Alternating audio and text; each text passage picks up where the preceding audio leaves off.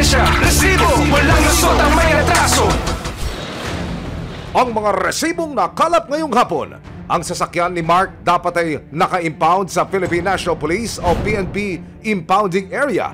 Aba, magic! Dahil bigla niyang nakasabay sa kalsada. Pero ang sister, hindi niya kilala ang nagmamaneho at pinalitan pa ang plaka. Kaya si Mark, sinundan ang sasakyan. Kaya malakas talaga pakiramdam. Hoy, saan kayo punta? To the moon? Broom, broom? Inilapit ang resibo sa pamunuan ng PNP ang reklamo ni Mark.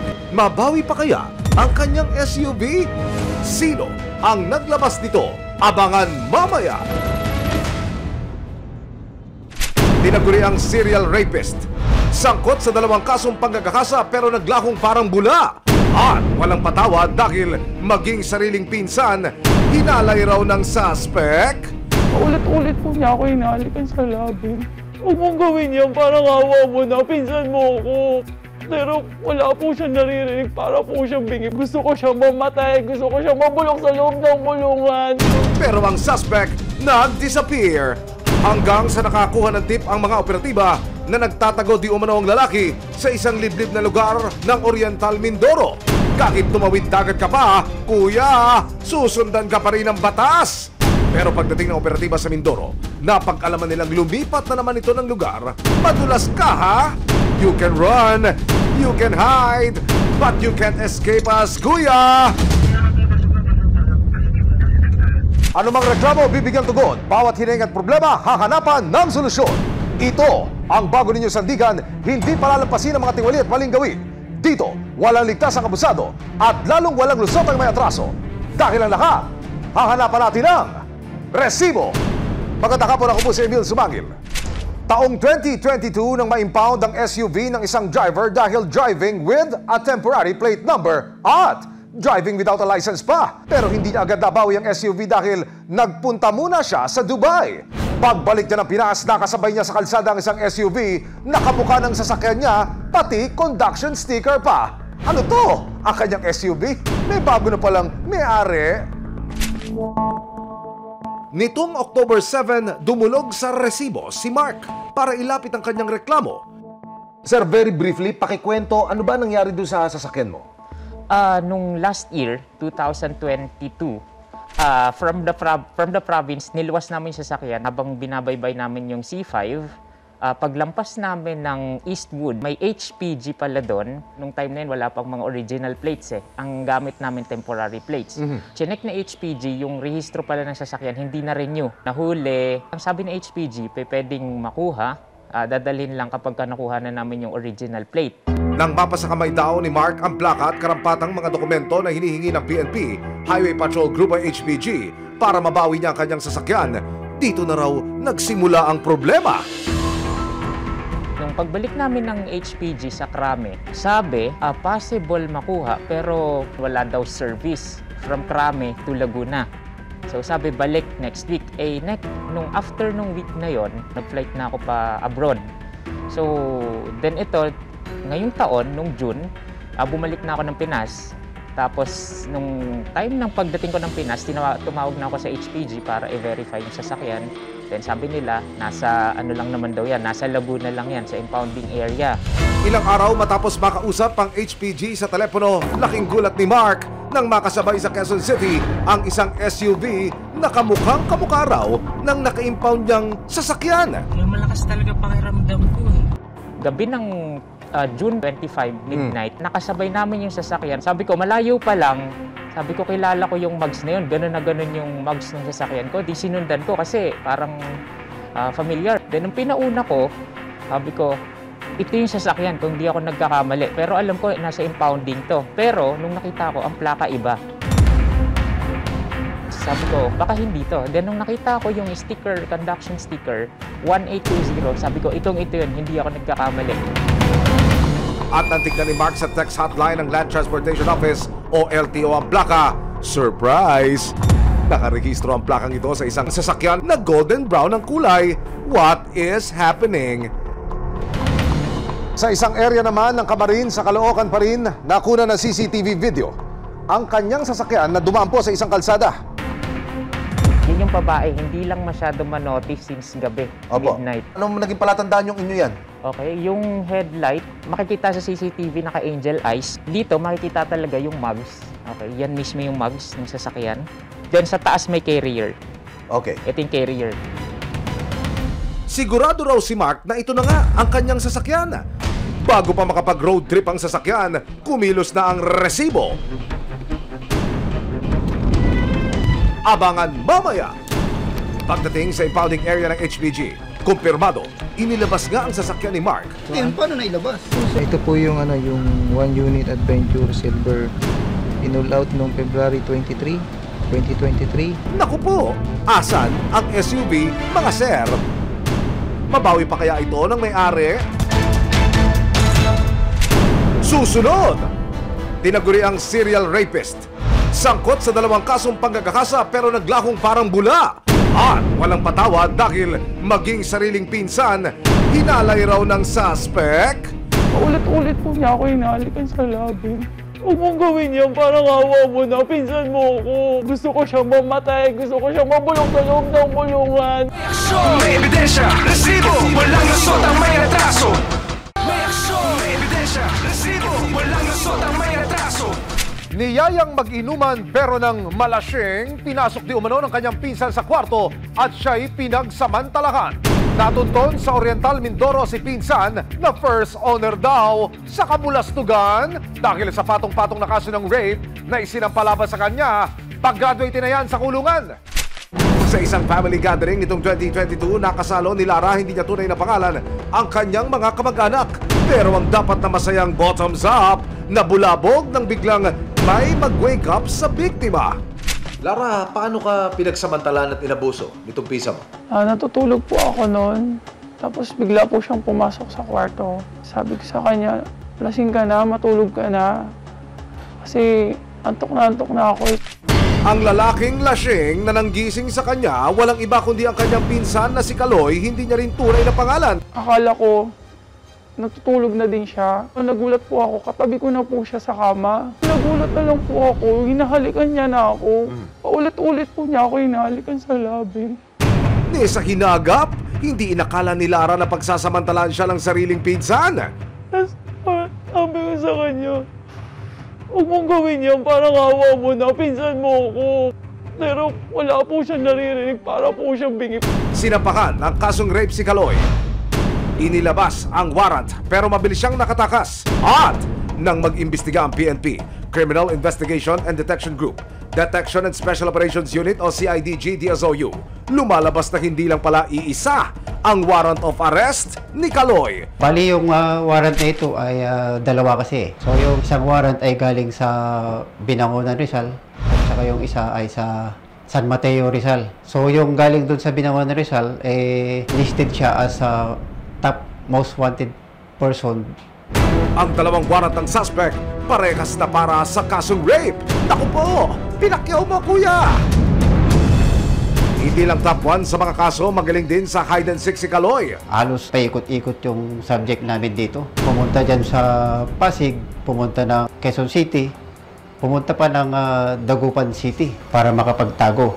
Pero hindi niya matataguan yung kamay ng ating batas. So ang latest na information namin, based dun sa report ng ating confidential informant, ay nandun siya sa Mindoro. Susunod, ang tahimik na gabi sa isang liblib na lugar sa Oriental Mindoro na bulabog. Nilusob ng mga operatiba mula sa CIDG DSOU, kasama ang Special Action Force o SAF, ang hideout ng suspect na si Kaloy. Gusto ko siyang mamatay, gusto ko siyang mabulong sa loob ng bulungan. Naka-impound sa impounding area ng PNP-HPG sa Laguna ang SUV ni Mark. Pero laking gulat niya nang makasabay niya ang sasakyan sa Quezon City. Ang catch, ang SUV, iba na ang plaka. Pero natignan ni Mark ang construction sticker, kumpirmadong ito na nga ang kanyang sasakyan. Ano po plano niyo ngayon? Plano naming mapatigil talaga yung ginagawa nilang yan. May aksyon, may ebidensya, resibo, walang lusot ang may atraso. May aksyon, may ebidensya, resibo, walang lusot ang may atraso. Taong 2022 na bumisita si Lara sa kanyang mga kamag-anak para sa isang salo-salo. Pero habang mahimbing na natutulog ang dalaga, bigla siyang ginising at kinakasa ng kanyang pinsan na si Kaloy. Gusto ko siyang magdusa. Gusto ko pong parusahan yung sarili niya. Gusto ko siyang mamatay. Gusto ko siyang mabulok sa loob ng bulungan. Gusto ko magdusa siya sa ginawa niya sa akin. Ang suspect sangkot din pala sa iba pang kaso ng panggagahasa. Itinuturing ngayon na most wanted at serial rapist. Kota ka na! Hanggang sa nakatanggap ng tip ang CIDG DSOU na nagtatago ang suspect sa isla ng Mindoro. Nung napag-alaman namin na nandun sa Mindoro, bumuo kami ng isang tracker team dito. So yung tracker team namin dito, nakipagtulungan dun sa aming mga tropa dun na mga taga-Special Action Force. Kahit dagat pa ang pagitan, wala ka ng takas ngayon, sir! Pagdating ng mga operatiba sa lugar, napag-alaman nilang lumipat ito ng baryo. Hanggang sa na-locate nila ang tinutuluyan ni Kaloy sa isa pang liblib na lugar sa Mindoro. Mabigat ang kasong kinakaharap ng suspect. Mula po sa municipal patungo sa provincial hanggang regional, number 1 siya sa most wanted list. Alas 10 ng gabi, sakay ng isang private vehicle, sinalakay ng CIDG DSOU ang isang liblib na barangay sa Oriental Mindoro. Kung inyo makikita, napakadilim po sa area. Let's go.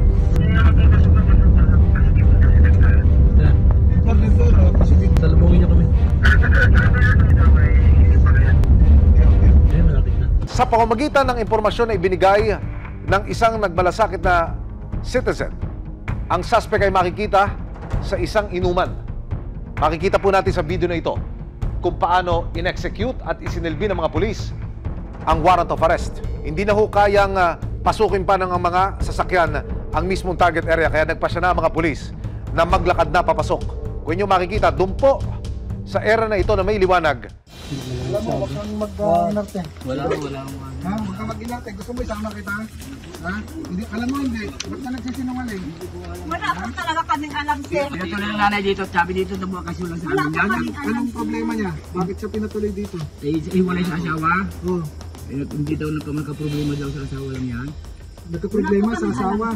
Oh, may kaso para pagka ano po niya, may kaso po siyang panggagahasa. Agad na binyahe pabalik ng Camp Crame sa Maynila ang suspect.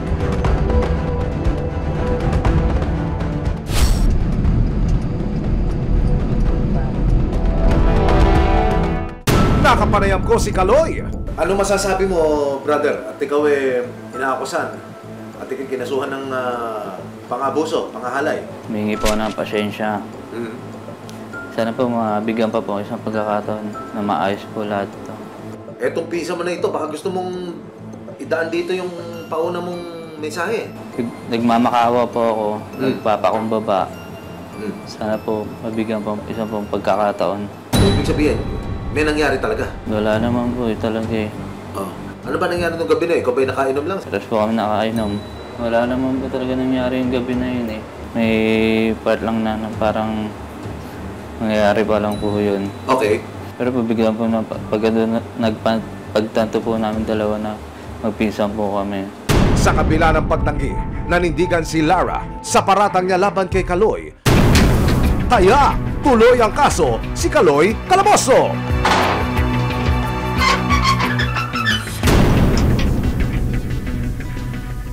Masaya po ako. Umiiyak po ako. Sabi ko, Lord, salamat. Salamat. Hindi mo ako pinabayaan. Masaya ako kasi nahuli na siya. Naka-impound sa impounding area ng PNP HPG sa Laguna ang SUV ni Mark. Pero laking gulat niya nang makasabay niya ang sasakyan sa Quezon City. Ang catch, ang SUV, iba na ang plaka. Pero nang tignan ni Mark ang production sticker, kumpirmadong ito na nga ang kanyang sasakyan. Ano po plano niyo ngayon? Plano naming mapatigil talaga yung ginagawa nilang yan. Ano po ang naging pasyon ninyo para itago ninyo yung inyong pagkakakilanlan, sir? Natatakot din kami kasi nabalitaan namin sa isa sa aming nalapitan before na marami nang gantong reklamo pero hindi na nila tinutuloy. Kasi natatakot din sila, lalo't pulis at HPG pa. Kung yung mga taong to gusto magkasasakyan, magkakotse, magkamotor, pwede naman nilang makuha pag sumikapan. Hindi yung kailangan manlamang ng tao. Wala nang inaksayang oras ang resibo. Agad kami nakipag-ugnayan sa PNP Integrity Monitoring Enforcement Group o PNP IMEG. Ilang araw makaraang dumulog ni Mark sa ating studio sa Resibo. Sinamahan po natin siya dito sa Camp Bagong Diwa sa Taguig. Partikular sa tanggapan ng NCR Field Unit ng PNP Integrity Monitoring and Enforcement Group para personal na idulog ang kanyang hiniing. Tumawag ako sa HPG, verify ko, sabi nila nasa lateral daw, sa impounding area daw nila yun. Nung week na dapat kukunin namin, pambirang pagkakataon, pauwi na kami Tamarin. Nakasabay namin yung kotse. Malayo pa lang, sabi ko, yung mags nung SUV, kapareho nung kotse ko. Pagkatapos ng documentation, anong inaasahan ng complainant? Makikipag-coordinate po kami dun sir sa LFU po, sa Propor. In case na wala po dun yung sasakyan sir, yung mga nakapirma dun, pwede po natin sampahan sila ng ng administrative case. Kung naroon na sasakyan? Tignan po natin kung PNP talaga involved dun sir sa paggamit ng mga sasakyan sir. Bali ma'am, pupunta po tayo ngayon sa Camp Crame po, sa office po ng HPG Limbas para magpag-coordinate at mag-imbestiga. Pagdating sa headquarters ng Philippine National Police, agad na nagtungo ang IMEG at Resibo sa tanggapan ng Highway Patrol Grupo HPG. Dito, humarap ang ilan sa matataas na opisyal ng departamento. Agad nilang inalam ang mga detalye ng reklamo at binisita ang impounding area sa Camp Crame. Wala rito ang sasakyan ni Mark. At nang siyasatin ang inventaryo ng mga sasakyan na na-impound ng HPG noong nakarang taon, guess what? Sinyek natin dito sa inventory natin. Yung whole July, wala naman kasing naka-impound.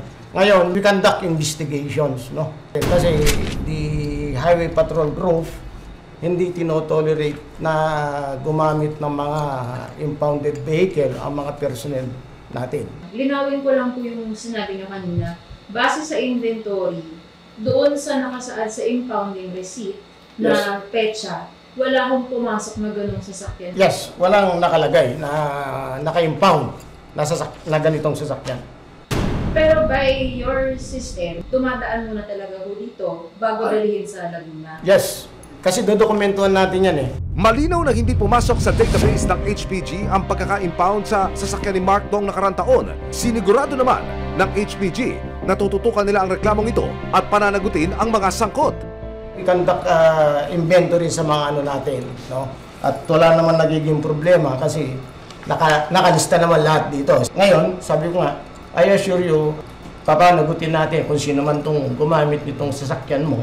Kasama ang ilang intel ng HPG at IMEG, nagtungo ang Resibo sa lateral impounding area ng PNP sa San Pedro, Laguna nang magkaalaman na kung nandito ba o wala ang sasakyan ni Mark.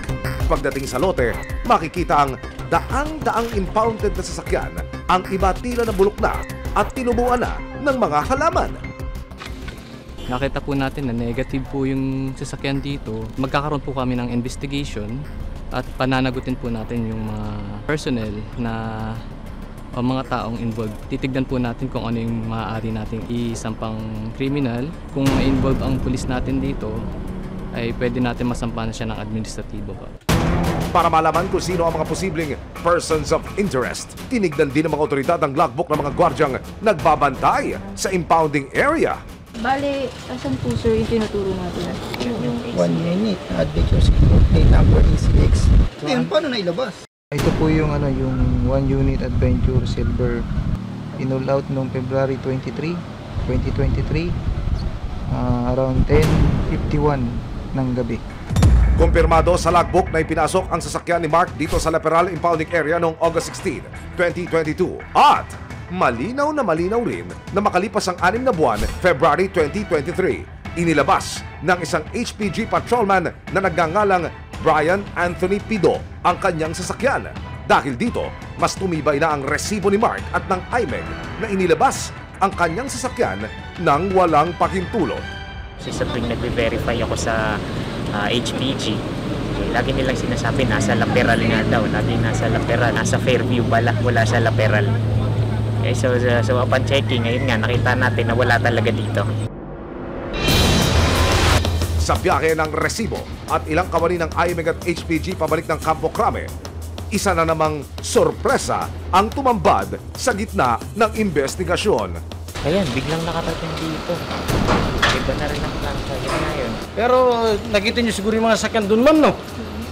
Di ba? Kaya nga swerte ka, sir, hindi na-stay doon yung sasakyan dahil kung hindi, kakamote din ang nakakapit dyan.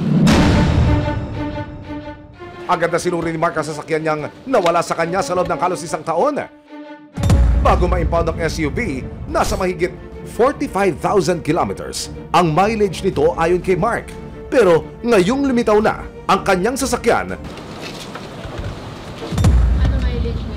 54,442. Walang 100 kilometers from Crame to La Perla. naku po, nag-road trip yarn! Isang araw matapos ang mga natuklasan ng resibo at ng IMEG, sinubukan namin kunin ng panig ni Patrolman Brian Pido na siyang nakapirma sa pag-pull out ng sasakyan ni Mark nitong February 2023. Pero hindi siya nakaharap dahil daw di umano sa isang emergency.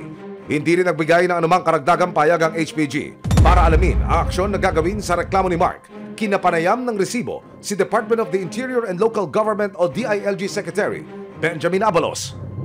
Sec, idudulog po namin itong hitaing ng isa nating kababayan na na-impound yung kanyang sasakyan. Sa investigasyon, lumalabas po na ginamit ito na po magiging move niyo. Dapat matigil niya ang practice niya. Ano bang ebidensya meron dito? Secretary, sir, sa inihaing ebidensya ng complainant, meron ho siyang CCTV video. Nasundan din niya sa Fairview. Yung kanya sasakyan, kinunan din niya ho ng cellphone. Ang lumalabas, Secretary, pinalitan po ng plate number. Nakarehistro po yung plate number sa isang sedan naman. Sa logbook po, na-identify ng ating PNP IMEG, sino nag-deposito, sino rin ang naglabas, Secretary, sir. Sa sinabi niyo sa akin, mukhang matibay ebidensya, meron tayong videotape at nakita yung pangalan nito at nakita ang taong to, pending hearing ito, investigation, dapat suspended muna ito. No? To make sure. No? Dapat talaga mag-set ng sample dito. No? Hindi po pwede ito. Hindi po pwede ito. Secretary, baka may mensahe lang po kayo dito sa complainant. Sa totoo lang, hindi ho niya maiwasan na mag-alala dahil siyempre, uniformado ho yung kanyang mga ihahabla rito. Huwag kayong mag-alala. Ako mismo ang personal na tutulong sa iyo. No? Kung magpa-file ka ng demanda, ako mismo. At kung personal na gagarantahan ko safety mo. Akong bahala sa iyo. And we will make sure that justice should be done. Hindi na dapat maulit ang ganitong practice. We will make sure of that. Ayon kay Mark, kahit na lumutang na at nakita na niya ang kanyang sasakyan na matagal na niyang hinahanap, itutuloy pa rin niya ang pagsasampa ng kasong kriminal at administratibo laban kay Patrolman Brian Pido at iba pang lilitaw sa investigasyon na persons of interest. Wala akong balak na iurong yung reklamo o yung kaso against kung sino man yung may kasalanan, kung sino man yung sangkot dito. Ang batas ay ginawa para sundin, hindi para labagin. Ayon sa batas, kung sakaling makitaan ng probable cause, posibleng masampahan ng kasong carnapping ang mga sangkot sa pagkawala ng sasakyan. Walang lusot ang may atraso. Ipagtanggol ang api, iwaksi ang tiwali. Sama-sama nating ituwid ang tiwali at baluktot. Itakwil ang maling gawi at modus na bulok. Walang ligtas ang abusado at lalong walang lusot ang may atraso. Dahil ang lahat, hahanapan natin ang resibo. Hanggang sa muli, ako po si Emil Sumangil. May aksyon, may ebidensya, resibo, walang lusot ang may atraso.